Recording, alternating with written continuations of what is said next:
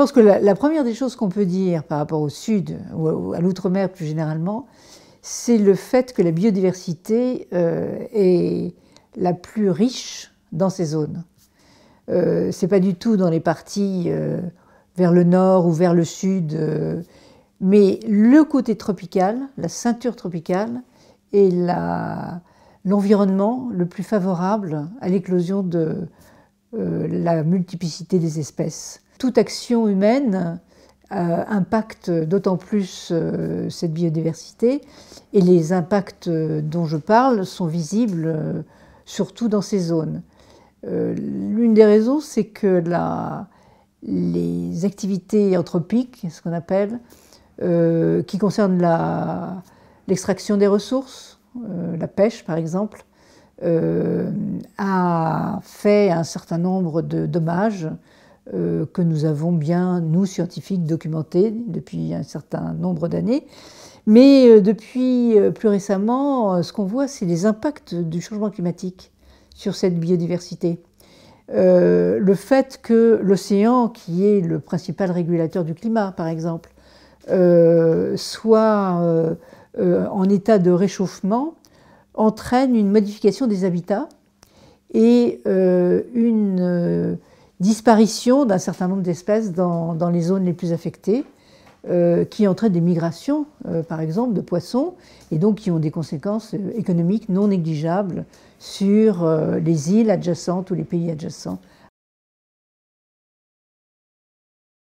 Les premières, ce sont les mammifères marins, qui ont été l'objet d'agressions qui maintenant sont beaucoup plus régulées au niveau international, mais qui sont en termes de nombre extrêmement réduites, et en termes de nombre aussi disparition. Je pense qu'aujourd'hui, on sait exactement la manière dont les dauphins, dans les zones, qu'elles soient tropicales ou pas, viennent à disparaître. Il y a les coraux aussi. C'est l'espèce, enfin le type d'espèce le plus emblématique qui est impacté par le changement climatique, par exemple. Et la ceinture tropicale est vraiment l'exemple même de ce qui va nous permettre aussi de suivre ces conséquences du changement climatique sur ces espèces. Et puis la troisième chose, c'est les poissons. Quand vous regardez qu'est-ce qui reste des espèces sauvages dans l'océan, nous avons une disparition de près de 50% en termes de population, du nombre d'individus dans une espèce. On sait ce qui s'est passé pour Saint-Pierre-et-Miquelon avec le fait que même malgré toutes les choses qu'on avait faites et toutes les mesures qu'on a prises, c'était trop tard, et cette espèce, la morue, n'est jamais revenue. Donc aujourd'hui, l'outre-mer est en train de se réfléchir sur la manière dont quelles espèces pourrait-on pêcher pour avoir une activité économique. Oui, c'est une bonne question, et c'est celle qui concerne un nouveau champ de recherche qu'on appelle les sciences de la durabilité. C'est-à-dire, plutôt que de s'inscrire dans un cadre académique conventionnel, où on repose sur les attendus, sur les concepts, sur la méthodologie classique. Aujourd'hui, il s'agit de prendre un peu le problème à l'envers et de dire quelle action veut-on avoir à la fin pour pouvoir agir de façon concrète sur la biodiversité, qui nous permettrait de faire des recherches qui nourrissent cette action. Je pense aujourd'hui qu'on est en train d'avoir une évolution des sciences du point de vue académique qui est aujourd'hui nécessaire de discuter avec non pas les sachants classiques, mais justement les sachants de la biodiversité, c'est-à-dire ces savoir-faire qui sont exclus en principe a priori de la connaissance scientifique. Ça peut être les pêcheurs, mais ça peut être aussi les maires des petits villages qui ont une connaissance de la manière dont il va falloir s'organiser, dont la population va s'organiser pour pouvoir faire face aux événements, si c'est climatique, les événements extrêmes, ou si c'est la biodiversité, la disparition des pêcheurs. Donc cette façon de co-construire un nouveau savoir, je pense, c'est quelque chose où on est une cinquantaine de scientifiques à pousser pour avoir ce qu'on appelle un IPOS, International Panel for Ocean Sustainability, qui nous permettrait d'avoir une vision non seulement académique, mais compensée ou complétée par les savoir-faire locaux, et où tout ce qui serait du domaine de la connaissance pourrait être médiatisé de telle manière que l'action politique soit beaucoup plus facile à réaliser. Et je pense que cette révolution est en marche. C'est pour ça qu'on essaye de pousser ce concept de l'IPOS au niveau des Nations Unies. Et comme on va avoir en 2025 la 3e conférence Océan des Nations Unies pour le développement durable, nous souhaitons avoir une proposition concrète dans ce sens. Je pense qu'on avait une manière de travailler qui se comprenait tout à fait au 19e, au 20e, etc. Mais l'urgence climatique, l'urgence de l'érosion de la biodiversité, des pollutions multiples et de tout ce qui est l'usage de l'océan et de la biosphère nous conduit aujourd'hui à essayer de penser autrement. Et ce n'est pas seulement de l'interdisciplinarité que nous devons faire, c'est de la transdisciplinarité, et cette transdisciplinarité implique d'associer à la connaissance des personnalités qui connaissent le terrain, qui connaissent les espèces, qui connaissent le climat, qui sont capables de nous dire « mais nous, on a une expérience empirique, on a une culture, la manière dont nous voyons les choses nous permet de vous instruire aussi, vous, et essayons de trouver les meilleures modalités de méthode pour être le plus efficace possible, pour trouver des solutions, non pas après-demain, mais demain. » Et je pense que l'enjeu pour la science aujourd'hui, la science académique, c'est de prendre conscience de cette difficulté devant laquelle nous sommes. Je suis reviewer du GIEC.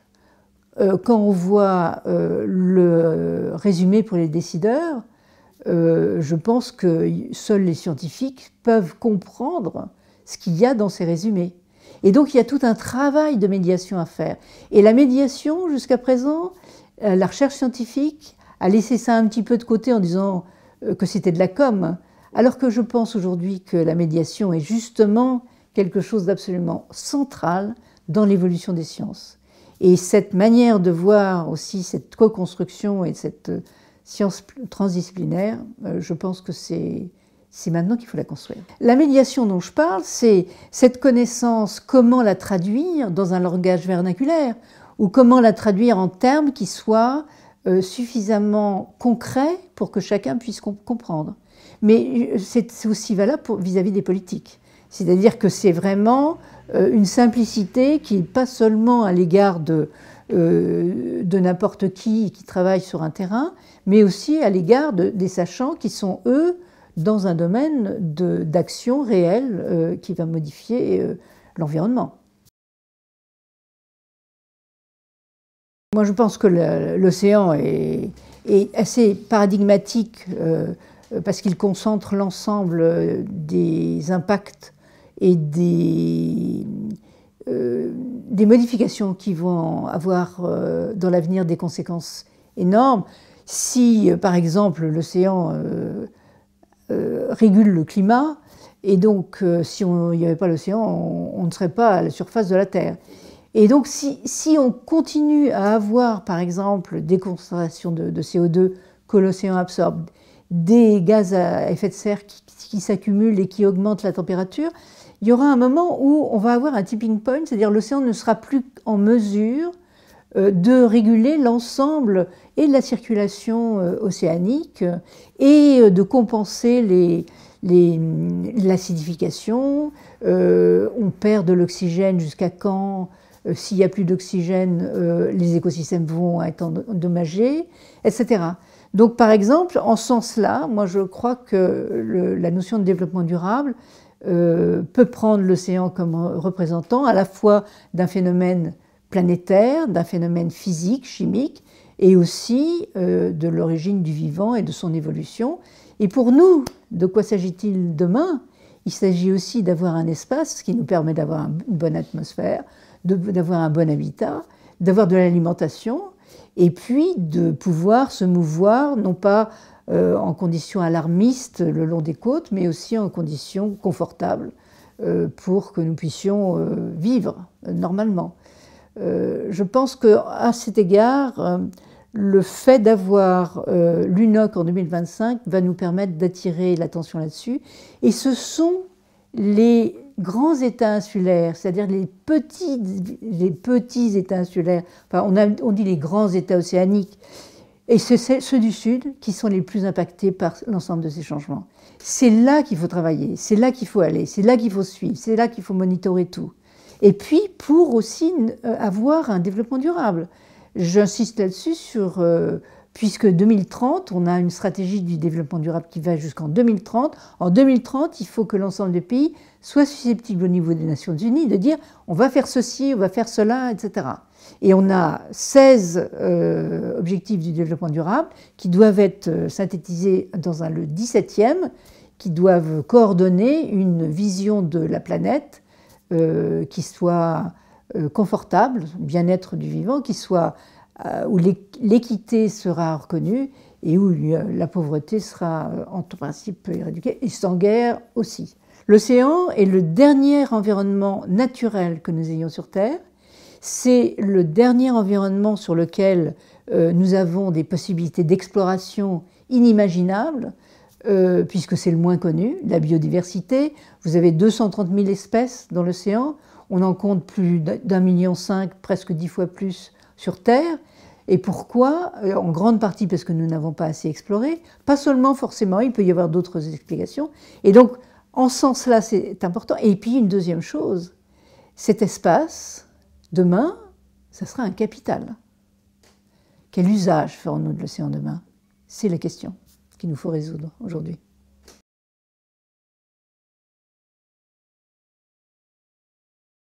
Ben justement, alors pour moi, c'est le moment d'aller dans la science. C'est le moment d'aller dans la science parce que ces jeunes sont absolument conscients de toutes les urgences climatiques qu'il y a, et celles de la biodiversité tout autant, et du développement durable. Et donc, aller dans la science, ça peut permettre aussi de créer un nouveau type de science qui nous permettra d'avoir cette inclusion dont je parle, à savoir co-construire l'ensemble des savoirs, pour en faire une compréhension intégrée et développer ce qu'on appelle des nouveaux laboratoires de l'innovation.